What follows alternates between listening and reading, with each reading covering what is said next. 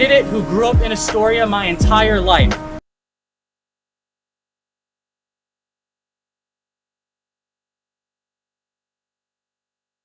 So when you go to the ballot box on November 2nd, make sure you vote for Edwin de Jesus, the only true Astorian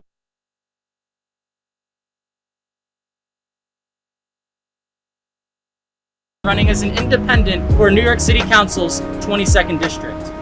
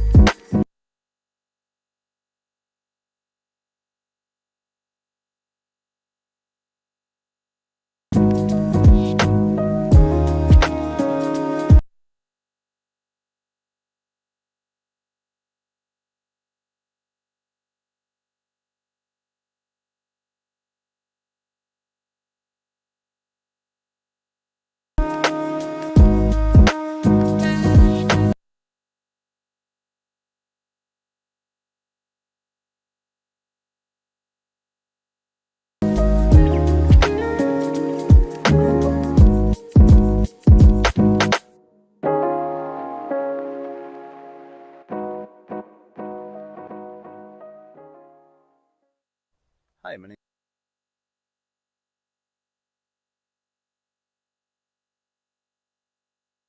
is Stephen Wright. I'm running for mayor of City of Forks. I'd like to talk to you today about some of my platforms, some of the initiatives I'd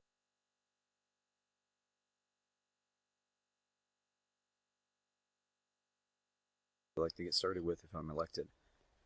First of all, the funding, most of it will be coming from the American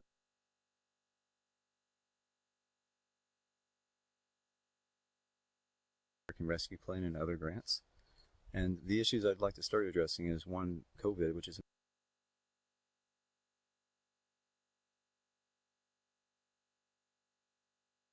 major concern with everybody, including the food shortages that are now affecting the schools.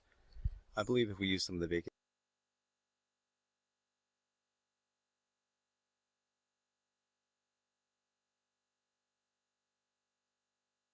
land to grow some of our food for the schools and other people needy in the community.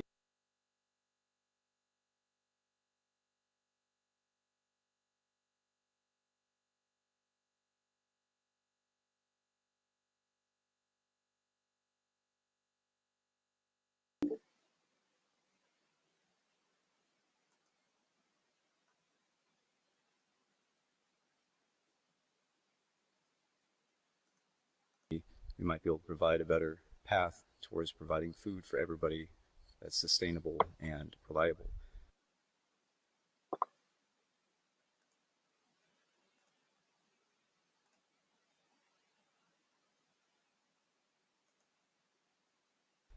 I believe that we can increase our sterilization techniques to reduce COVID spread.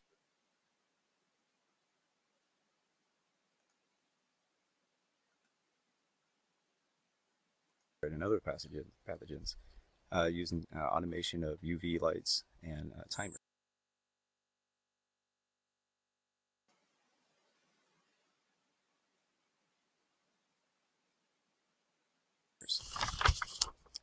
I'd like to talk to you some about our infrastructure that we have problems with right now.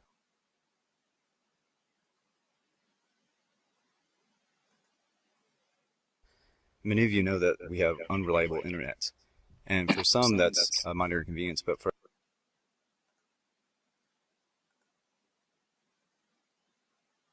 others that means that you can't work from home, or your ATM at the work where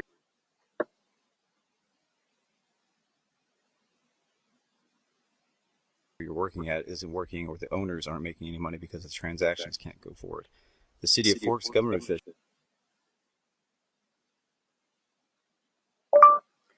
This video playback choose government glitch functions was not also an are issue during departments. testing, I plan and I want The thing that's different right now is my video connection with YouTube, period. to bring in So reliable I'm going internet to need you to for all the please city of Forks. go Another big issue that offline from the green room. we have today is our playground. Some of us that go to the playground notice that there are rusted bars and other things that need to be painted and maintained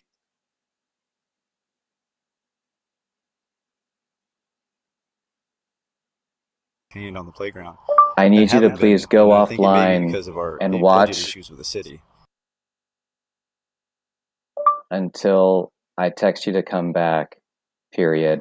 That brings Hillary, me on we're to going the to next transition issue to you where we have live after Stephen is done economy issue, talking. as far as producing Then you will go offline while your interview with Bart is playing. enough revenue to meet the demands of the city. I believe bringing in hemp farming and producing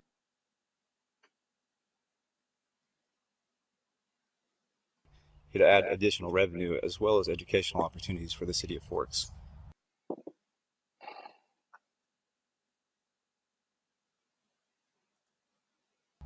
I believe if we keep on the path of being sustainable and providing for our community, then we can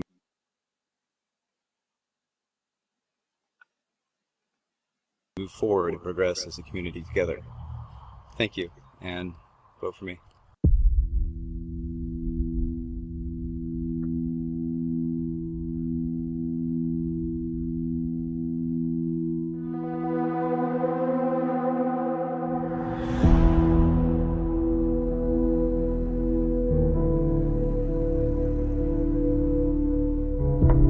Your mama's a bum. Young lady, Go ahead, go ahead. No, I'm a woman. I'm not a young lady. I am a woman. First with your mama. No one, watch this, has ever called me.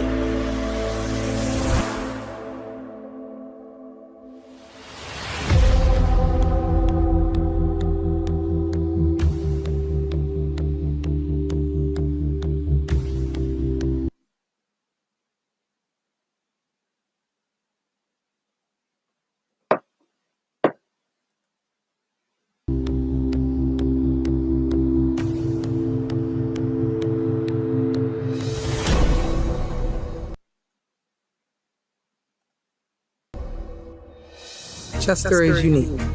Chester is a lost and forgotten kingdom. Chester is potential. Hi, I'm Kearni Warren. Chester is my home, and it has been for generations.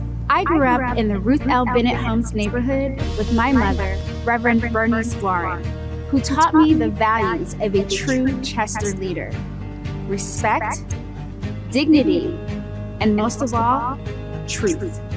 I'm running for Chester City Council to continue my mother's legacy and to restore our city's leadership to these values.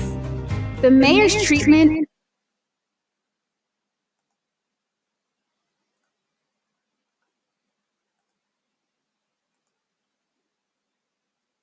of our residents at that meeting represents the horrible way City Hall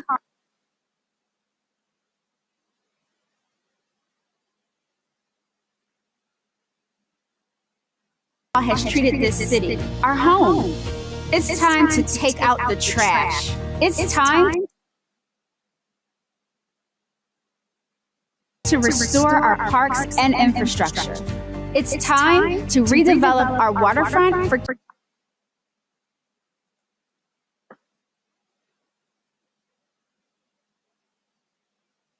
Chester residents, not incinerators or soccer stadiums. This November, vote for me, Kearni Warren, for Chester City Council.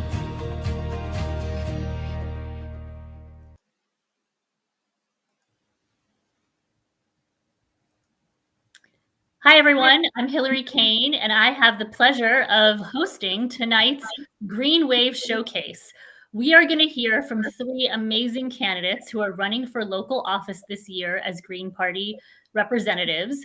Bart Everson in the city of New Orleans, Kearni Warren, whose great video you just saw, running in the city of Chester outside Philadelphia, Pennsylvania, and Cam Gordon, who is seeking re-election for city council in Minneapolis.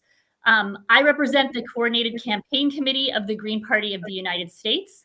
We are the committee at the national level that supports candidates and their campaigns through training and financial support, and of course, promotion and publicity like tonight.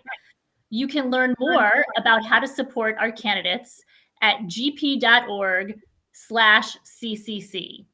So I think the first video we have up is I had a chance to talk to Bart Everson late last week, who's running for city council in the city of New Orleans. He's running a dynamic race. As you can imagine, New Orleans is a city that's been hit hard by a lot of the current events. And so let's take a listen to Bart and his race for office.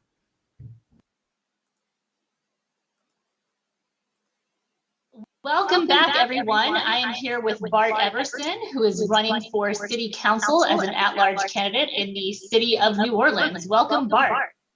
Hey, thanks for having me. No problem. So start off by telling us a bit about yourself and how you decided to run for office this year.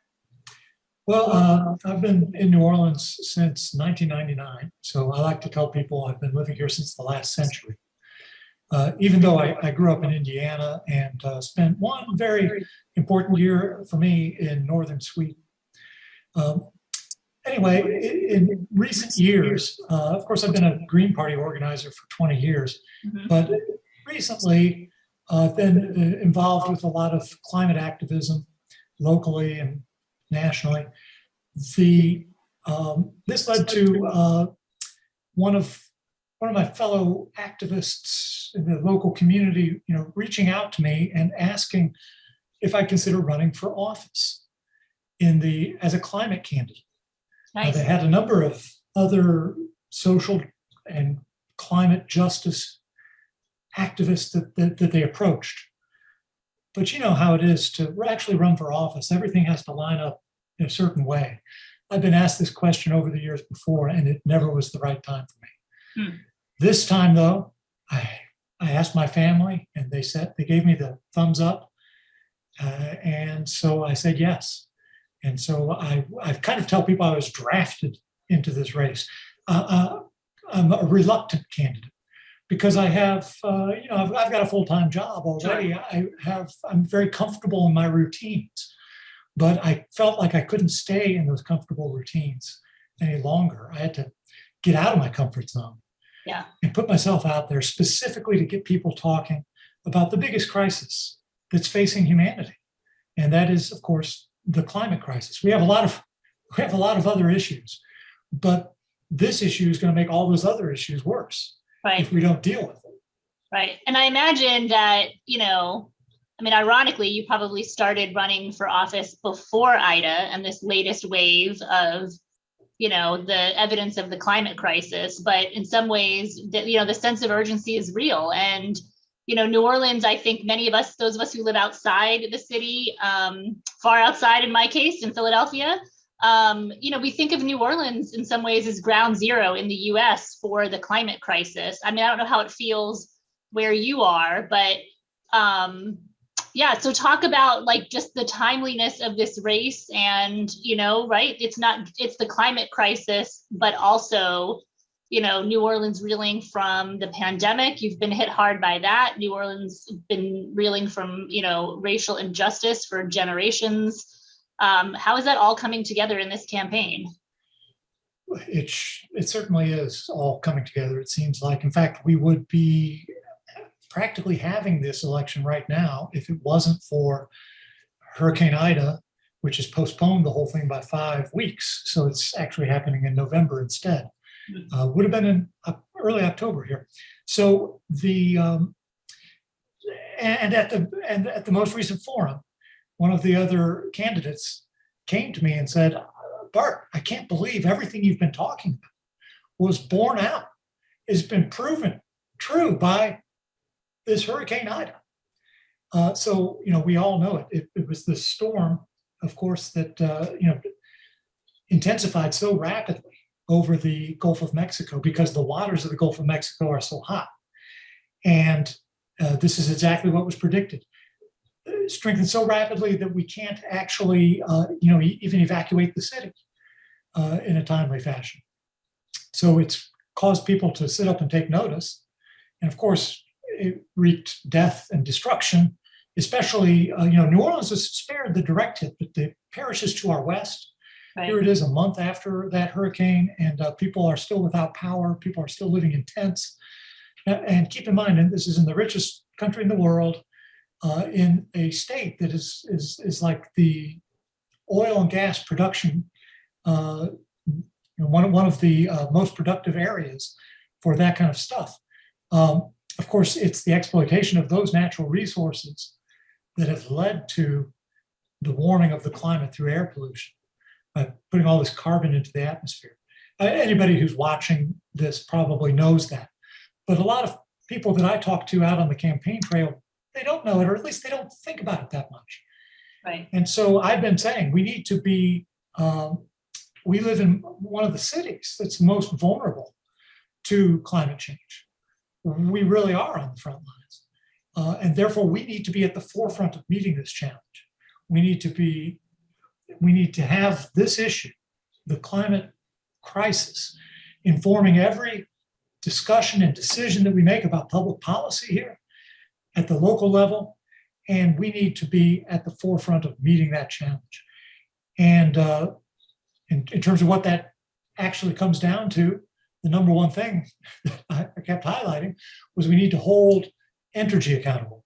Entergy is our local, shareholder-driven, for-profit utility that the City Council of New Orleans actually has a unique regulatory authority. So this all became very timely when we had just such a hurricane hit.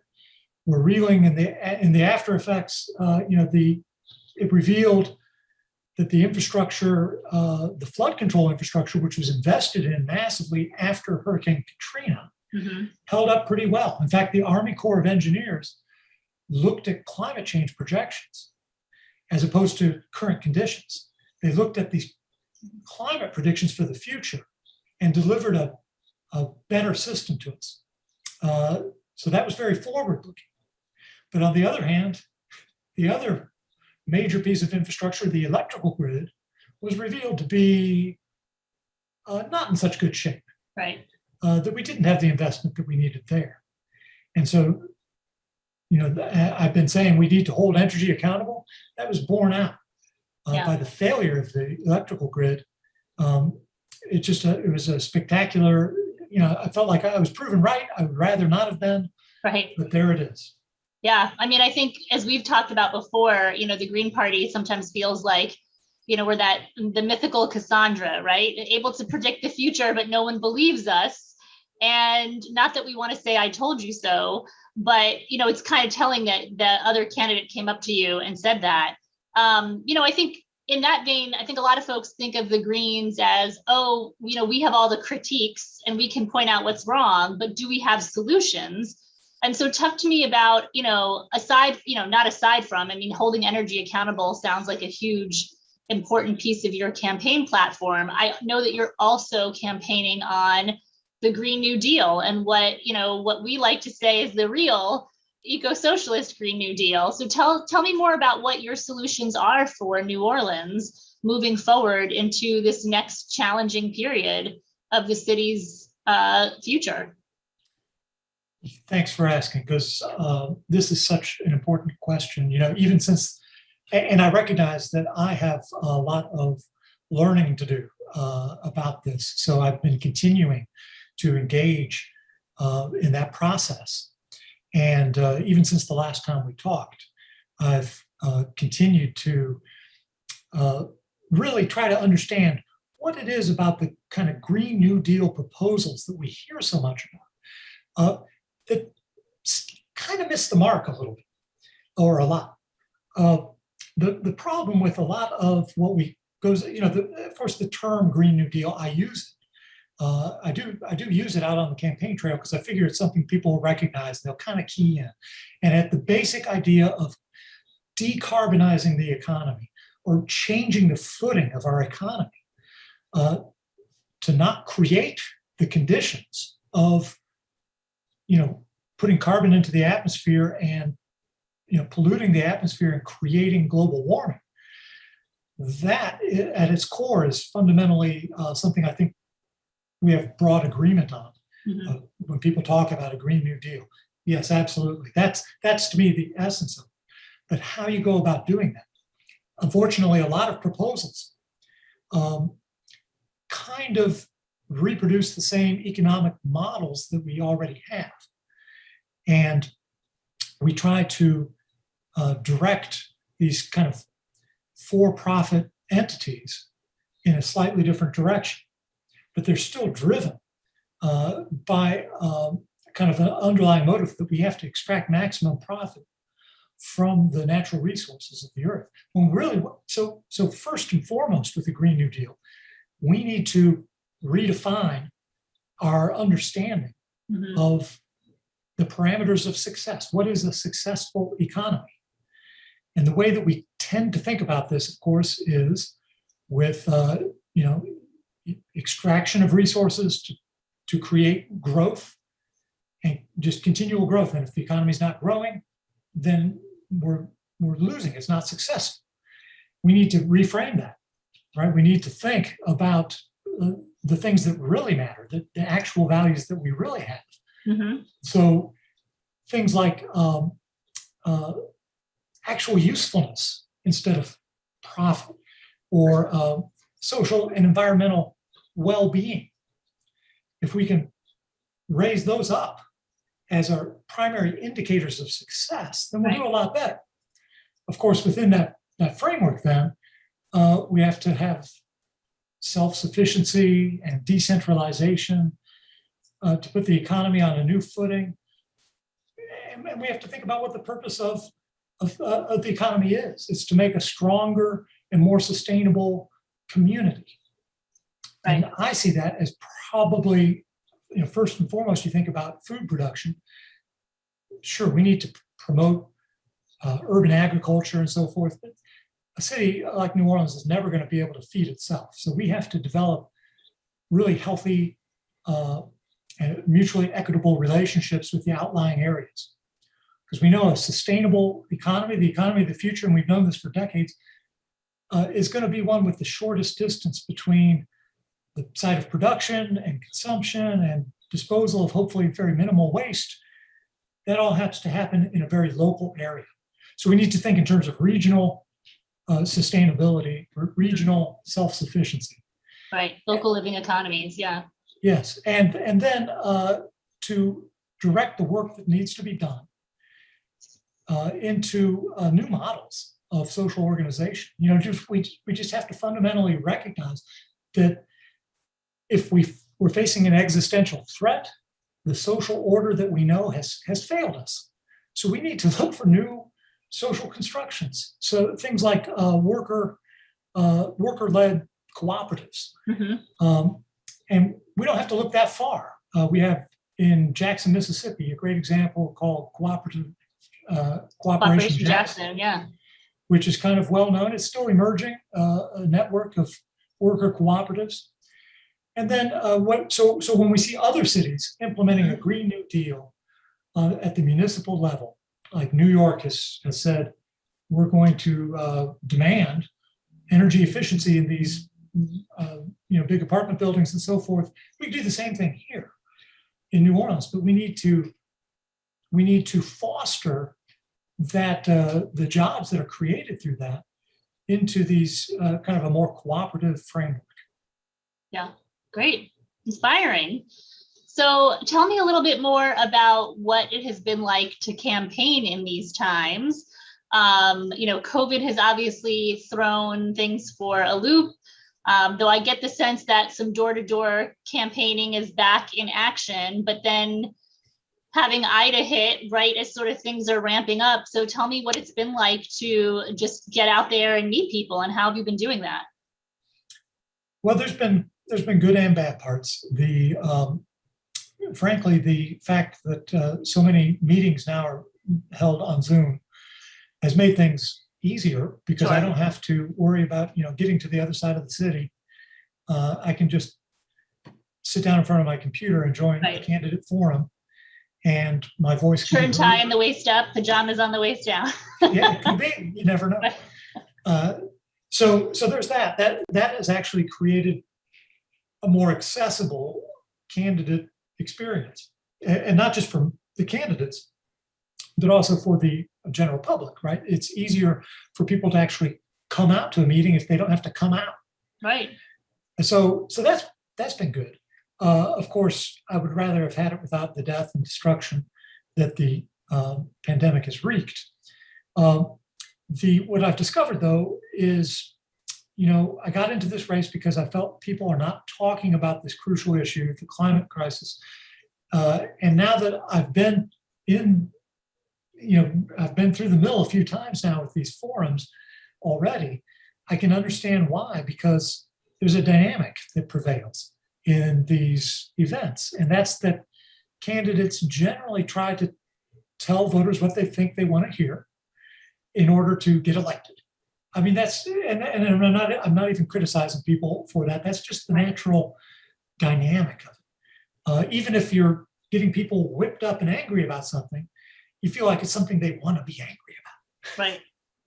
But what I'm talking about is not something that people really want to hear about. It's something I feel they need to hear about, but they haven't been, and they generally feel kind of disempowered. And there is a broad lack of education, I think, across the country and here in Louisiana, in particular, where people don't even really understand. They have not connected all the dots of what's happening. So the challenge for me has been to sketch out the problem, try to tap into a little bit of fear that, oh my gosh, what's at risk? Everything is at risk. Everything we love is at risk. Don't misunderstand. This is not just a matter of like, oh, it's a little hotter. Right? This has profound implications. We should not take the habitability of our planet for granted. So I got to say all that, but that's just for starters, because that would be a horrible place to leave people. Right. Yeah. Right. Then I have to shift to, but we have to have the courage to face, what needs to be done for us, for our children, for the planet, for cute, cuddly animals, all of that stuff, and to say, here's how we can do it. And it could actually increase our quality of life. We could actually have a better life by making, these changes to our society and so forth. And by the way, do that all in 60 seconds. Right. Well, I'm glad we had a chance to speak for more than 60 seconds tonight, but I think we are at time. So I just want to thank you again for sharing a moment and a glimpse into your campaign. Do you want to give us some final words about how folks can get involved and find out more information about your campaign? Yeah, absolutely. I would encourage anybody who's interested to visit barteverson.com. It's just my name.com. And you can sign up for the campaign newsletter. You can make a donation. Just read about some of the policies and proposals, which I think are broadly applicable.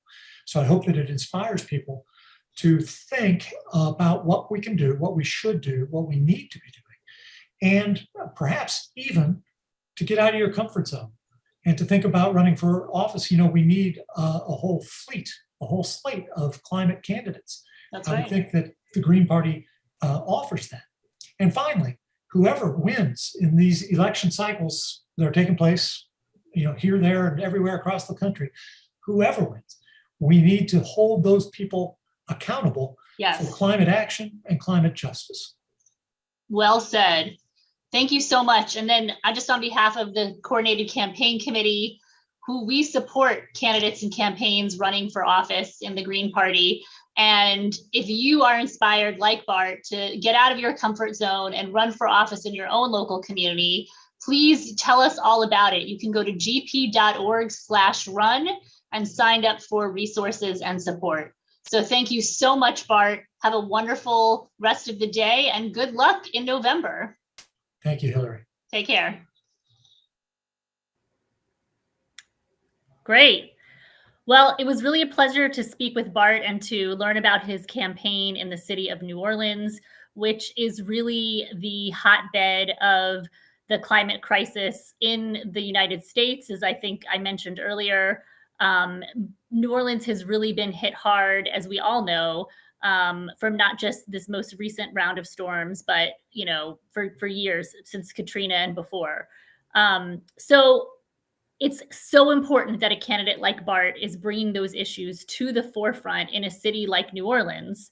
And if New Orleans is on the front line of the climate crisis, I want to take us a little further north, closer to my home city of Philadelphia, to a town just outside of Philadelphia, Chester, Pennsylvania, which I would say is on the front lines of the environmental justice movement in this country. We're going to be joined shortly by Kearni Warren, who is a candidate running for city council in that city. Again, just outside of Philadelphia, a little further down I-95 along the river, a community that has certainly seen some better days economically. But when we hear from Kearni, we're going to hear more about her city of Chester and why she is running for office. So Kearni, welcome to the program. It's so great to see you. Thank and you. And great to have a fellow Pennsylvanian. Yes, thank you, Hillary. It's so good to see you again.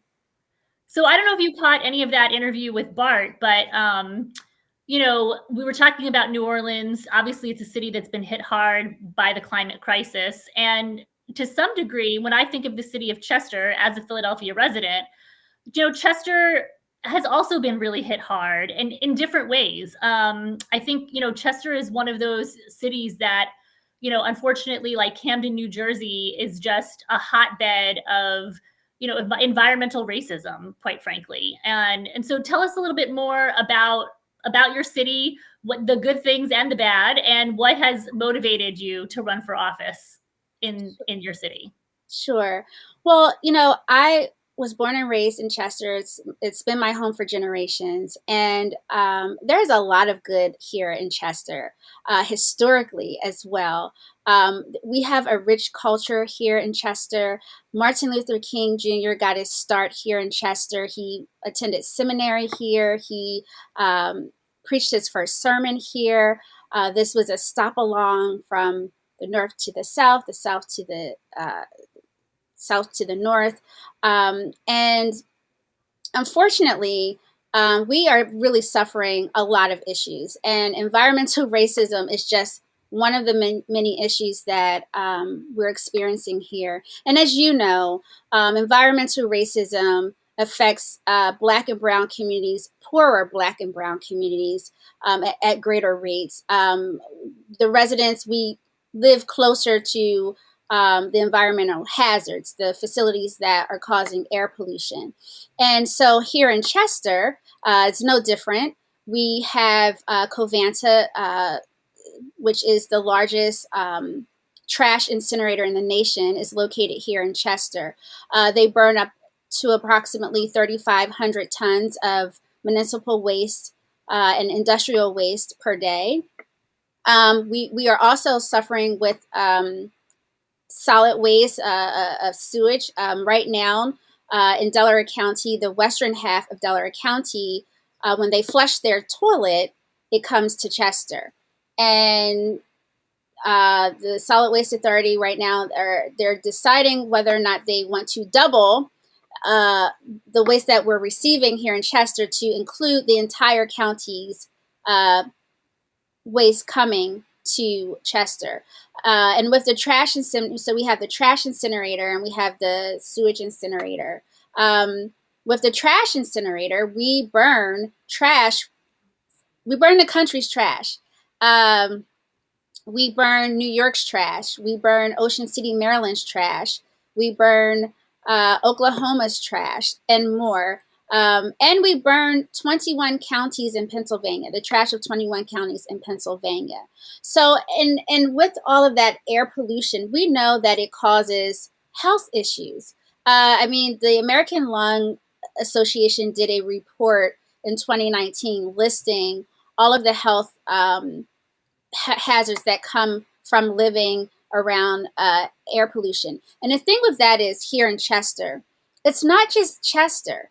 The air pollution has approximately a 17-mile radius. So it's our surrounding communities as well. Although we are here and we're affected by it the most, it does travel. Those people, the residents that are living near Covanta, the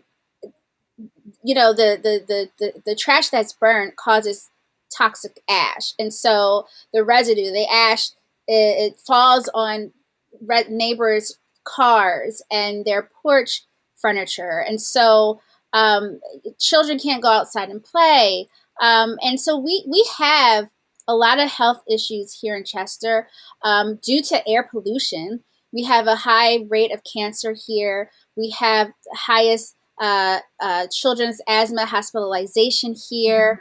Our low birth weight is about 2 to 3 times the state's average. We have low infant mortality rates here. So we are in a climate crisis and a public health crisis here as well. And that public health crisis doesn't just fall onto environmental racism. It is the access to food as well. It is the gun violence that we're suffering with here. It's all of the social issues that forgotten and under-resourced communities have. This city has been forgotten. It has been ignored, except for when financial decisions are being made. And those financial decisions that are being made are not including or benefiting the residents. One can argue that some of those decisions actually harm us, like not having good community partners or good community neighbors in businesses. No. Well, thank you. I mean, that is a lot that you guys are grappling with. And so I assume that part of, your reason for running for office is to address some of this stuff. So tell us about your solutions, what you're campaigning on. What's the message that you're trying to bring to the voters of Chester? My main message that I am bringing to my neighbors, because I am a resident here, is the power of the people. So my slogan, which is not a slogan, it's the truth, but it's people, power, purpose, because we the people have the power to live a life of purpose. And I want my neighbors to know that we hold the power in our hands. We demand what happens to us and what doesn't happen to us if we stand up and raise our voices. Change cannot come when you are quiet. You have to stand up. You have to be vocal about the things that you don't like. And sometimes what's very unfortunate, Hillary, is that when you're used to certain behaviors, certain actions, you oftentimes can normalize what you're experiencing, and you don't realize that what you're experiencing is different from what others are experiencing, or that it's not right, that it shouldn't exist, it shouldn't happen. So I want to empower my neighbors. I want to empower the residents. And so I am running on to reduce the lack of transparency here in the city, the lack of opportunities, and the lack of services here, and move that into successful communities, healthy communities, and safe communities. Again, I am a person who is an advocate for healthcare, and I am a advocate and activist for social justice and racial equity. And a lot of the issues that my community suffers from is from a lack of equity, social inequity, racial inequity.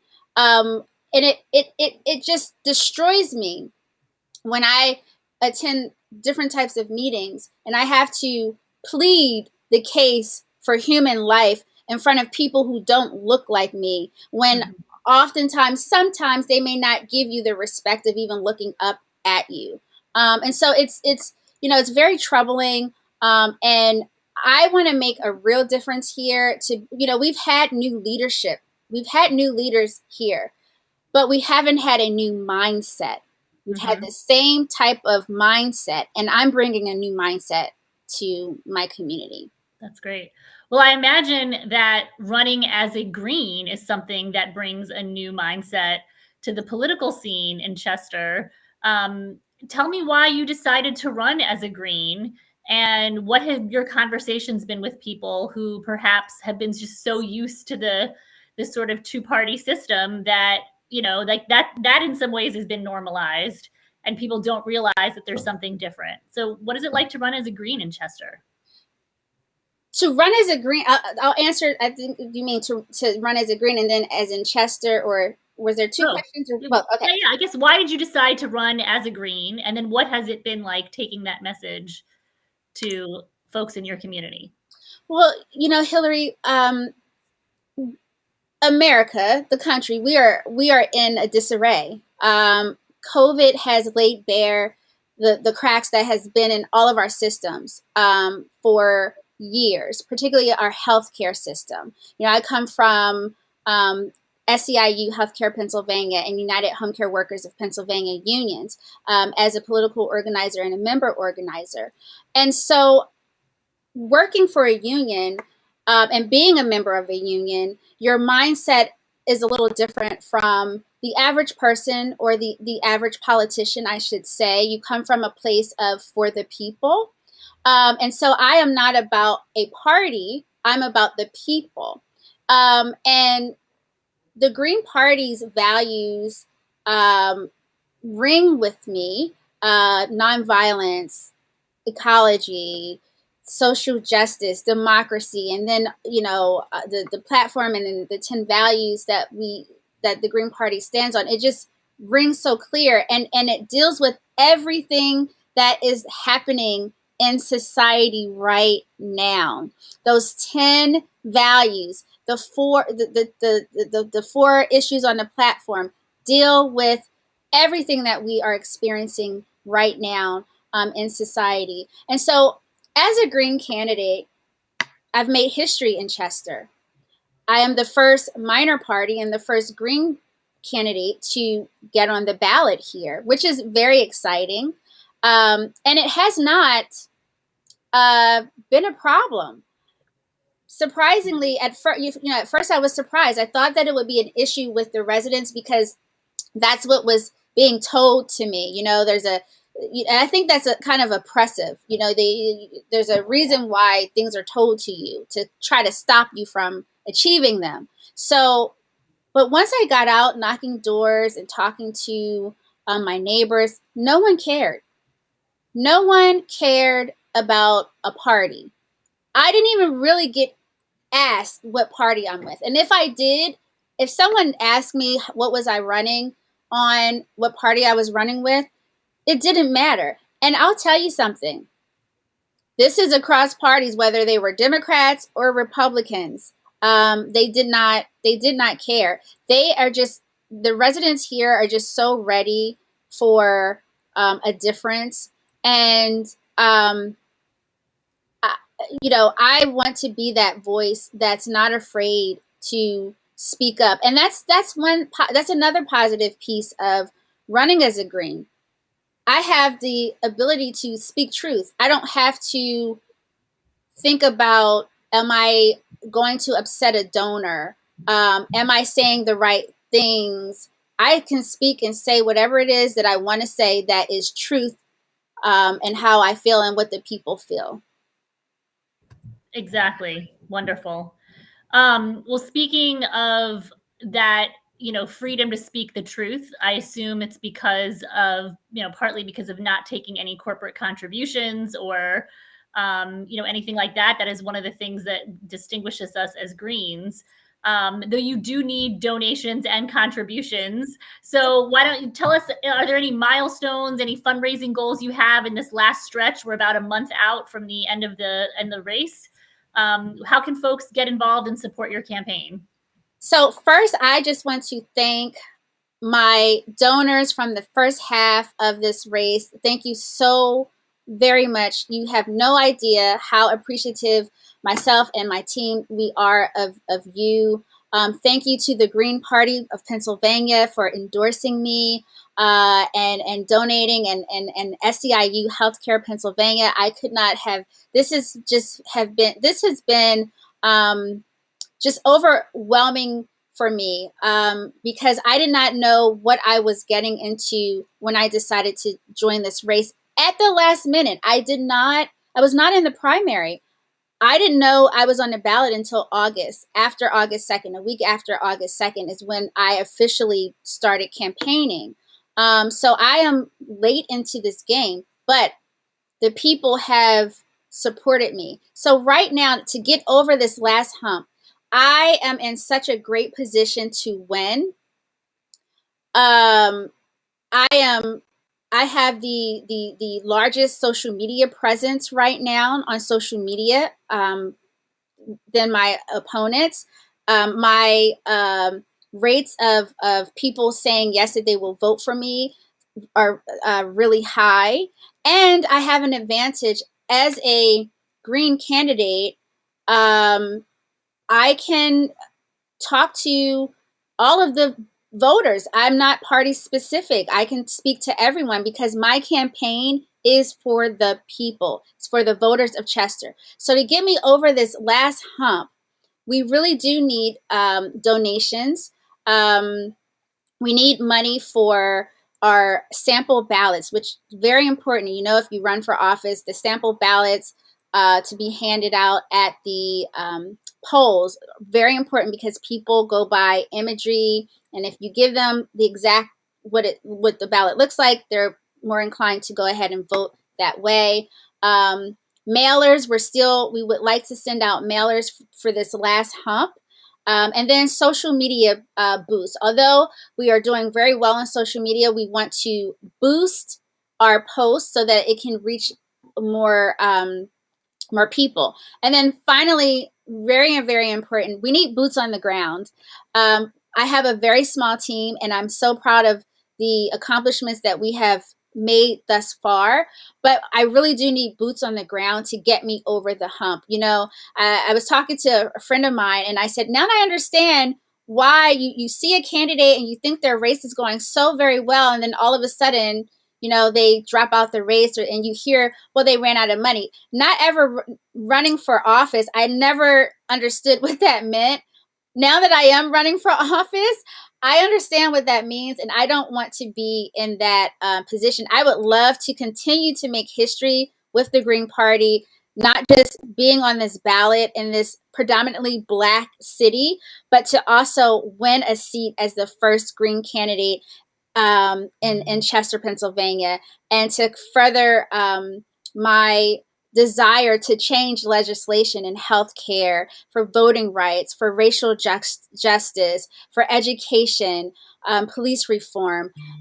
You know, so I definitely need as much help as I can get to carry me over the next hump. Nice. Well, we wish you the best of luck. I know my local, we're planning to be out for you in a few weeks, knocking on doors. Really, it's been exciting to see your race. Chester is a relatively small city, and I think it's a very doable and winnable race.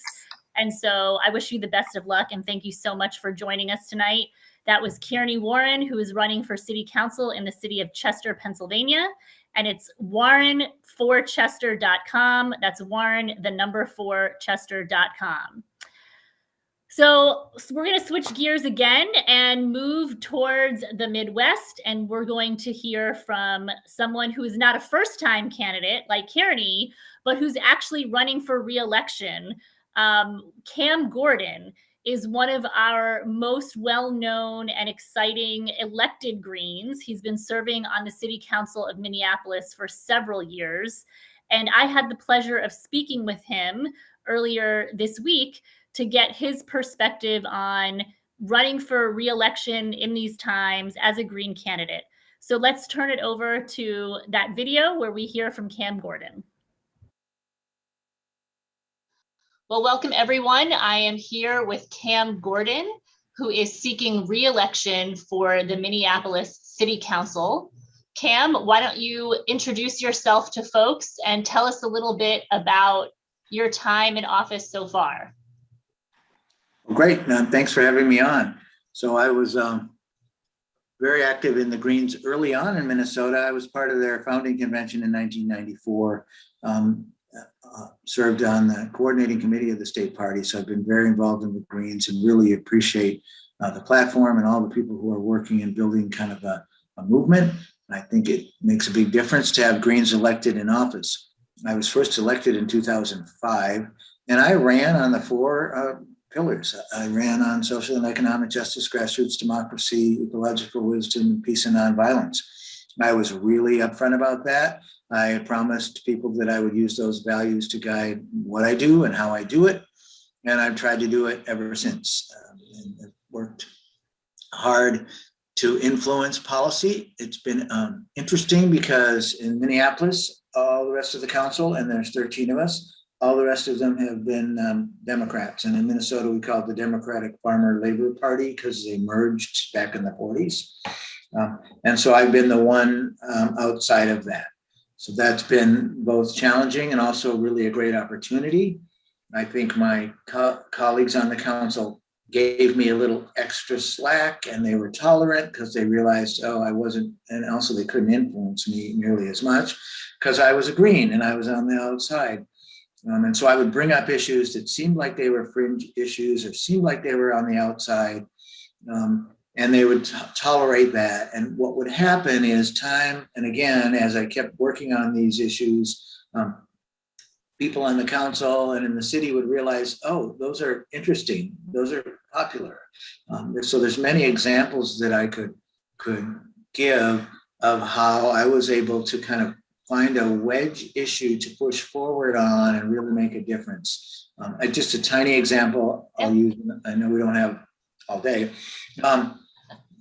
but Minneapolis basically had outlawed farming like a lot of cities probably did. You couldn't grow food for money. You couldn't use your land to let somebody else grow food on it for money or anything. We had trouble keeping chickens. Beehives had been banned. So we started talking about local foods and what we could do about our food economy. And as a Green, local food production kind of hits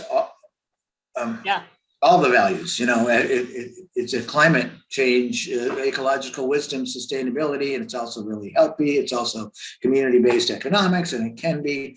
So we were able to bring that forward, and certainly the eyebrows were raised and eyes were rolling when I was talking about market gardens and more greenhouses and chickens and bees and that. But people in Minneapolis were ready for it and they wanted to do it, and so we basically have now legalized farming again. Nobody's doing a big farm on industrial land, but they could if they wanted to, and we could have tractors out there, but we've got lots of smaller ones. But it's just one of those key issues that makes a big difference. That's great. Leave it there.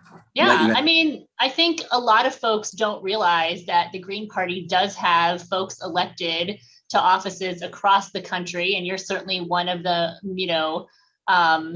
more visible folks. But, what has it meant? And you've already talked about this a little bit, but more recently, maybe in this last term, particularly with the pandemic, obviously Minneapolis being sort of the, ground zero for sort of the racial reckoning that we've had this past year. Like, what has been the role of you as a Green elected official in this most recent term?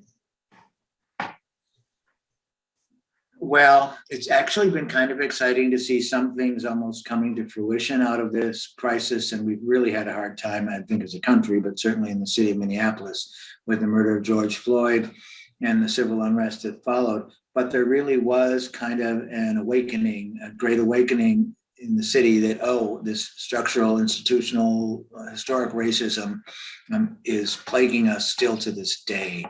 And we've been looking at it a lot in recent years. In the last term, especially, we have a whole comp plan, and racial equity is key to that, and so is climate change. And I can tell you 9 years ago, those things weren't very much on the radar. in terms of city government, but we took a lot of time to build those up. We actually were able to, in those 9 years, create a division of race and equity that's staffed. We also have a sustainability office that went from 1 person to 8 people now. And we have a climate action plan that was developed, and all of those things, which made a big difference. I had also been talking about reparations, and still are for a while. And now this year, we've actually created a Truth and Reconciliation Commission that's going to start looking at that. And in Minneapolis, we have a large Indigenous population too. And so I worked on some significant resolutions in the past about truth telling and what is our history. And so we've been raising awareness about that, but that's folded into Truth and Reconciliation. And when we look at reparations, we realize that we have significant reparations that are due Indigenous people in this state and certainly in this city. So we're working on those, and I think it's really helped to have a green on the council.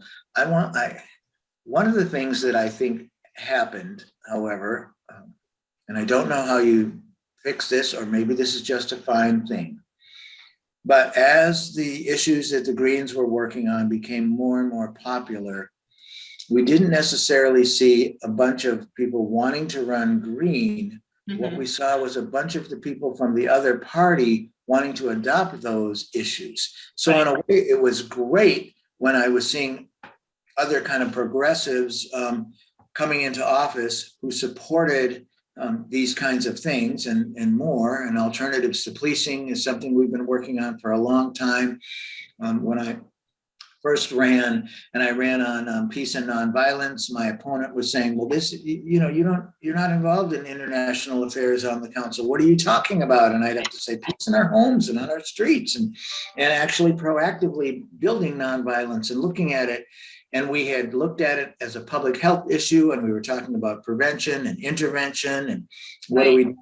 And then more people were running on that kind of approach, and that we need to find alternatives and a more holistic approach to safety. And so now it's really resonating. Yeah. And I guess it's a good thing when we see our other parties adopting our issues and championing them, and we try to celebrate that. But I went into this with a belief that we could grow a multi-party democracy too, and that hasn't necessarily happened. And well, let's explore that further, because I think this is something that a lot of us who have been at this for a long time, the sort of, at least on the left, the sort of politics of what's possible is a lot different than it certainly was 20 years ago when I became a Green. And yet there is still something that distinguishes Greens from even progressive Democrats. And so, certainly in terms of where we take our money from, and I'm just wondering, and the idea of political independence, of creating that multi-party democracy. And so I'm wondering, what do you think still distinguishes us? Yes, it's wonderful. We need allies. We need people to kind of adopt our ideas in order to, make traction. But also, what is still the reason, you're still a Green, still running on the Green Party line. And so, what's sort of the reason, what's your reason for being and staying with the party?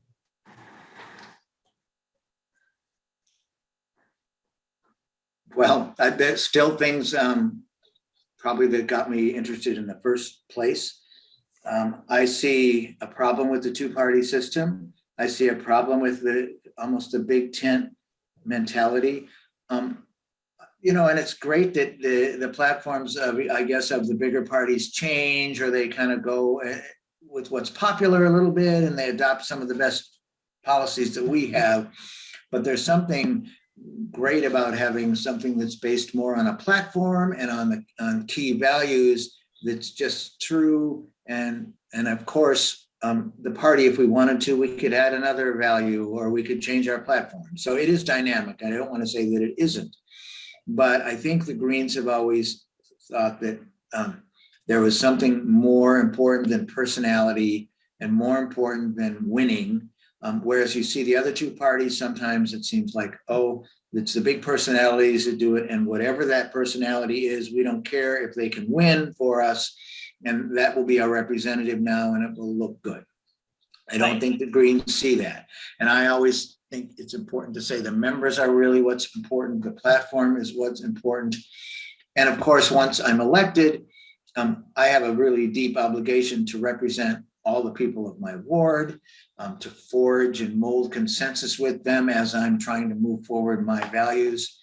I have to say, one of the things that I work hard to do is show them that those values might just be their values too, and let's work on our shared values together, because I think we all realize we're going to be a better city if, you know, peace and love and a good planet are there, and we're working for it together, and people get that. So the values that resonate with the people in my ward, so that's really helpful. That's probably why I was able to be elected and have been able to be reelected. But I also wish we could create more of a multi-party democracy so we could even get more voices at the table. I think a city like Minneapolis is big enough and has enough Republicans that they should probably have some kind of voice at the table, forging a consensus with me and others. So that's a real trick. I don't know, we need to move beyond just having ranked choice voting or instant runoff voting, which we do in Minneapolis, which is great. But I think it distracted us a little bit from getting proportional representation, which is really when we can have a government where the tent is actually where the legislators are and where they're making the rules. It's not something over on the side that other people can't see and they're negotiating it kind of. I think that's much helpful. I want to keep building alternative parties, but especially keep building the Greens and things that resonate with me, because it's kind of our responsibility to do that. And I would love to see the Greens be more successful as the Greens in elected office throughout the country. And I think it makes a big difference. And I think I'm an example of maybe how it could. I certainly can't take credit for changes, and society changes and gets more enlightened and more educated. But I think the Greens deserve a whole lot of credit when people now are talking about climate change so seriously, when we hear people talking about a Green New Deal all over everywhere, when people are talking about rights for workers, raising the minimum wage, all of those things, we deserve credit for bringing those up.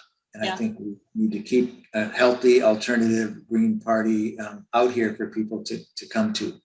Great. So let's look forward to this coming election, and what are you sort of up against in this particular race, and what are you hoping to accomplish in this next term should you be reelected? So what's at stake in this election? There's really some big issues that the city is facing. I think at such a big and dramatic time too, that it has inspired more people to run for office. I ran unopposed last election, and now there's 4 people running against me this election, and it actually feels like it's coming from all directions. There is a Republican running, although not campaigning. There's a couple of Democrats, and then there's a Democratic Socialist running. So it's a strange feeling where I might be like a semi-moderate in the race, which hasn't happened before. And I'm not sure if that's really necessarily the case when it comes to kind of the ideology and the issues, but that's how it probably looks. So it's more competitive than it has been. So I'm working really hard, knocking on doors. I have a bunch of postcards I'm sending out today. Working really hard on many fronts. And I think we have a great opportunity next term to make some really big changes. We have a couple things on the ballot that I fought really hard to get on the ballot here. One of them has to do with dismantling or overhauling the way we do public safety and creating a new Department of Public Safety. That actually was something that I brought forward first in 2018. Not exactly the same, but changing this part of the charter. Right. And this year, it's a citizen petition that got it on the ballot, which was great. And so there's lots of enthusiasm, but the city's also really divided. If it passes, that'll give us an opportunity to kind of look at it from new and build a new Department of Public Safety that I think will could be a model for the country and more. And I'm hoping people from all over the country will help us build that with their expertise and their wisdom and their feeling about it. I mean, that's getting a lot of traction in the national media. I was listening to a story on NPR the other day about, the calls for defunding the police from last summer. And they did a spotlight on 3 cities. I think it was New York, Minneapolis, and I can't remember the third city, but basically it was Chicago, I think. And, all democratically controlled cities. And basically in every place except for Minneapolis, like city, police budgets had increased despite the call over the summer and, this past year to decrease the budget, to abolish the police, defund the police. And yet in Minneapolis, and it sounds like you had a hand in that, even as early as 2018, pushing for the creation of a new Department of Public Safety. And so, I think that's a great example of how all it takes is in some ways one person who is not, in some ways reading from the same playbook as everybody else to sort of push a really actually radical change, combined with the sort of public sentiment that finally occurred last year to sort of really advance that agenda. So that's fabulous. I guess, before we wrap up, one thing that strikes me is, this sort of call to get more folks elected to office across the country as Greens. And so what would you say to people who might be watching this, who are thinking, 2022 might be a year for local elections, depending on what part of the country you're in, certainly 2023. What's your message to folks who might be watching to, what does it take to run for office and how do you get started? Well, it takes a lot, although you don't have to think you need everything set up before you start. People should hear that I ran for office twice before I actually won. So I did a lot of this learning as I go. Mm-hmm. I ran for state representative first. This was when I was on a committee that was seeking candidates to run as a Green when the party was just starting. And I realized we'll need to step up. I think I told myself, if we're not running candidates in 2 years, why am I involved in this? And then I thought, well, I'll try running. Very interesting. Then I stayed involved in my community, and I really recommend that 2 things people think about carefully is where they are and what they want to help do in their community before they run. I think having kind of a longer term plan is excellent.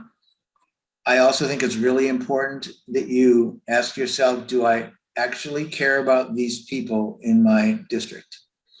I think you're going to be effective as a candidate and you're going to be effective as an elected official if you actually care about, can empathize with, want to help, agree with people in your community. So if you're deciding where to live or those kinds of things, think about, and I think you should think about that anyway, live with people maybe who share your values and share your view and want the kind of neighborhood and community that you want. But that's really important if you're going to run for office. And then I think getting involved, and in fact, to find out if you like and resonate with them, sometimes it helps. I was involved in my neighborhood association. We have neighborhood groups in the city of Minneapolis. I became president of my neighborhood group. That gave me a chance to find out, do I like sitting through meetings? Do I actually like listening to people complaining and problem solving together? Do I like help forging consensus and those kinds of things? So that would really help too. And then be ready to work really hard. And you can run in different levels in different ways too. But running and winning makes the biggest difference of all. And I'm sure there's lots more that I could talk about strategies and how to run a campaign. But I really think the most important thing is actual contact with the voters. So I spend a lot of time knocking on doors, going out to the community and talking to folks. And I think that's the most important thing. And I will say that sometimes it isn't necessarily, oh, do I agree with you on all your issues? But it's, oh, do I think you're the kind of person that will care about me and do a good job representing me in city government? Somebody I can talk to, somebody who will listen to me, and somebody who will take me into consideration while they make those decisions. Right. So that's, I guess, a little bit of a... Yeah, great advice. Well, I guess just to close us out, why don't you let folks know how they can support your race, website, other details, and that sort of thing. Yeah, well, www.camgordon.org is the website. People can go there and learn more about the campaign. We are trying to do fundraising right till the end, so any donations are welcome. We just printed more lawn signs. We have to do some more mailings to get out the vote. That it would really be appreciated. You can also Google Cam Gordon and probably find me on Facebook and Twitter. People are also welcome to call me if they have questions, 612-296-0579, and I'm happy to talk. Great. Well, that is certainly one of the more accessible elected officials, I think, giving out your phone number. Well, it's really been a pleasure getting to know you, Cam. Thank you so much for your time.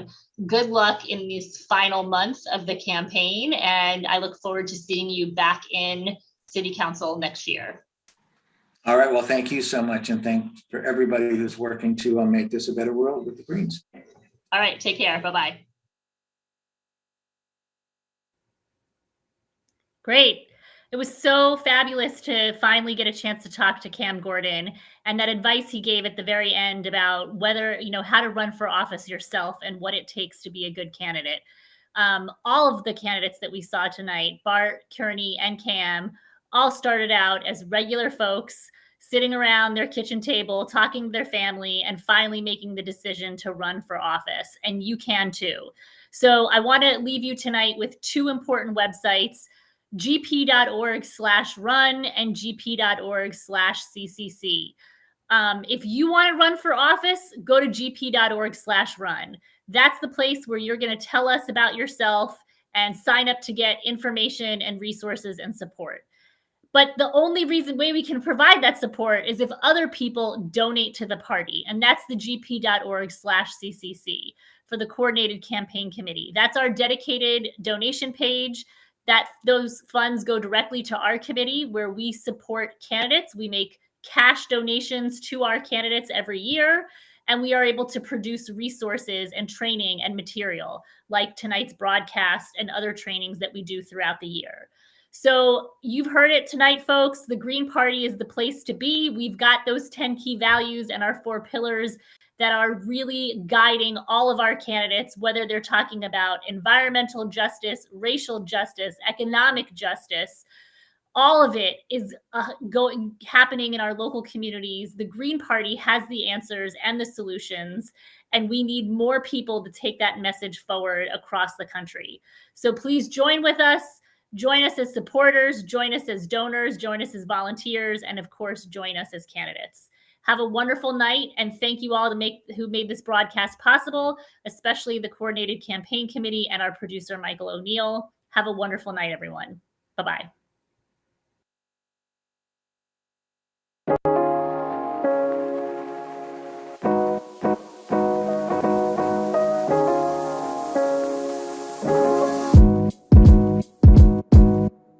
I'm the only candidate who grew up in Astoria my entire life. So when you go to the ballot box on November 2nd, make sure you vote for Edwin DeJesus, the only true Astorian running as an independent for New York City Council's 22nd District.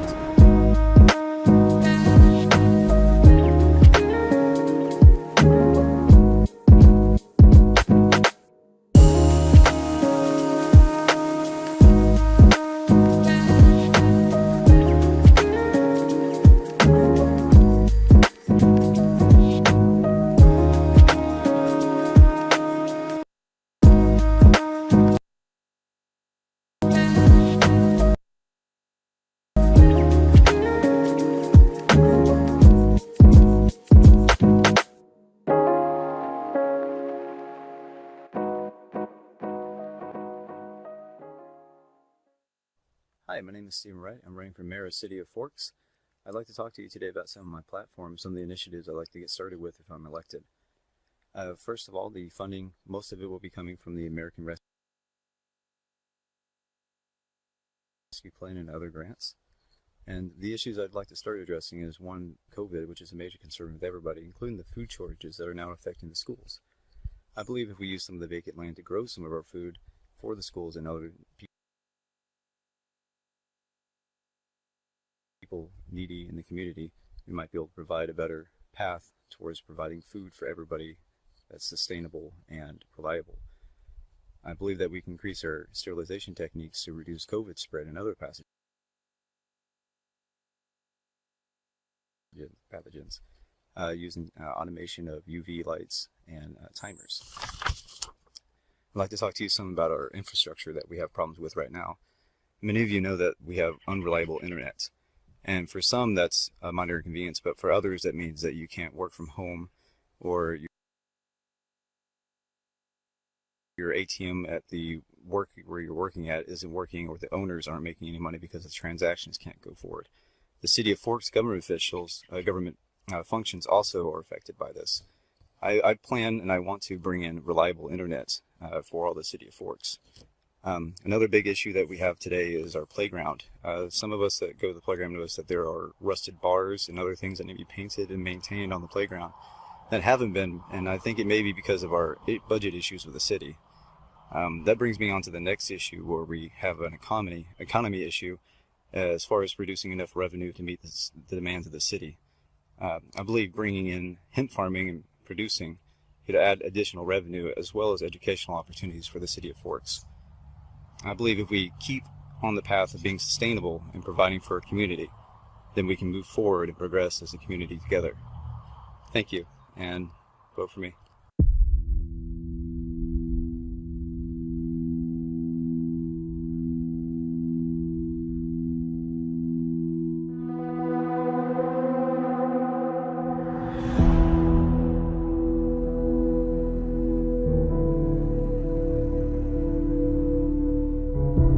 Your mama's a bum. Young lady, Go ahead, say it. Go ahead and No, say it. I'm a woman. I'm not a young lady. I am a woman.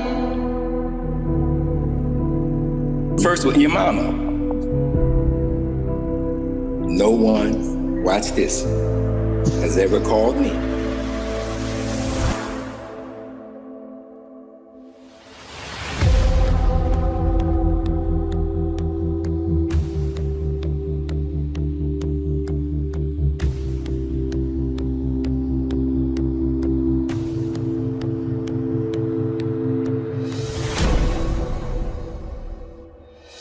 Chester is unique. Chester is a lost and forgotten kingdom. Chester is potential. Hi, I'm Kearni Warren. Chester is my home, and it has been for generations. I grew up in the Ruth L. Bennett Homes neighborhood with my mother, Reverend Bernice Warren, who taught me the values of a true Chester leader: respect, dignity, and most of all, truth. I'm running for Chester City Council to continue my mother's legacy and to restore our city's leadership to these values. The mayor's treatment of our residents at that meeting represents the horrible way City Hall has treated this city, our home. It's time to take out the trash. It's time to restore our parks and infrastructure. It's time to redevelop our waterfront for Chester residents, not incinerators or soccer stadiums. This November, vote for me, Kearni Warren, for Chester City Council.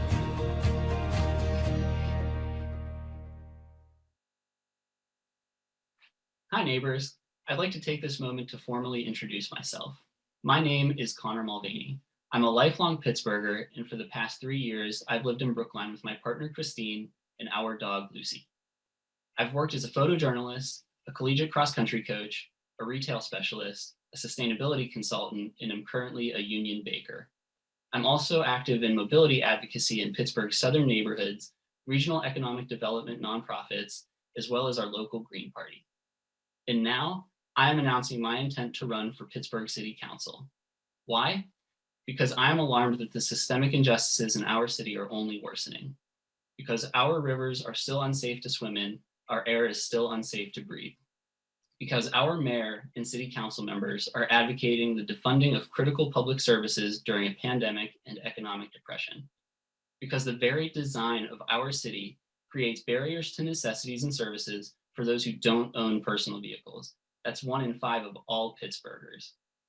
We can change our city for the better, but we must recognize the problems in Pittsburgh's past and present if we are to make a brighter future. Our city government is controlled by a single political party that has been dominant for nearly 90 years and has always been controlled by the wealthiest in our city. Unopposed candidates in general elections are frequent, and the acceptance of large campaign donations from big businesses and political insiders is rampant. This is not a healthy democracy. It's no wonder our city was ill-prepared to address the crises of injustice, public health, and climate change that we now face, when it is still led by an unethical political class that glides through election after election. But we can join together against these forces seeking to further divide us. We can make our city livable for all our neighbors, regardless of economic status, race, religion, sex, or gender identity. We can get there together.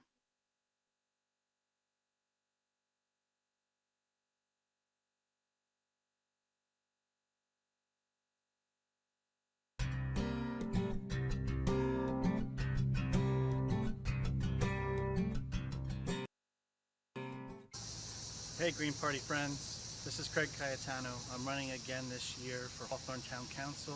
This time it's not for just Ward 3, it's for the whole town at large. There are 7 candidates vying for 3 seats. We've been out and about in the town today, our classic car show outside our farmers market, so just wanted to report in, let you know that we are still working on local issues. We're able to reuse a lot of our materials from the last race, while we also raise some money to try to print up new lawn signs and new door hangers to hand out this fall. We have early voting this year starting on October 23rd through the 31st, and then of course we'll be out strong on Election Day. So the season has begun, so I hope that I can earn your support again as you're green here in New Jersey. And if you have any questions, please check us out on Facebook at Cayetano for Council, also at Green for Hawthorne on Twitter, and Cayetano for Council on Instagram. We have a website with a big platform. Now we're up to 30 points on a platform for town council race. So we do bring real ideas, fresh ideas to the community. And I hope Greens out there see this, support us, donate whatever they can, and hopefully you'll have the drive to run for office in your town next year. Thanks again, take care.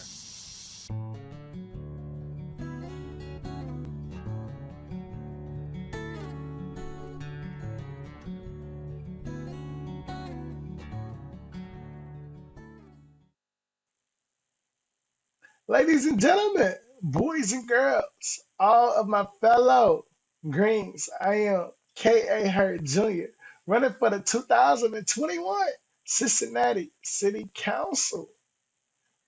I'm running to bring unity to our city. I'm running to bridge the divide between our neighborhoods, between our east and west. I am running to bring love and peace to our city. I will push for grassroots democracy to make sure that we are engaged. We notify our residents, our voters, our homeowners, our taxpayers about different projects, development, crime, and everything that is very important to their community. We have 52 communities right here in Cincinnati, and all of them matters to me. Here's our website. Our website is stayheardcommittee.weebly.com, where you can find so much about me.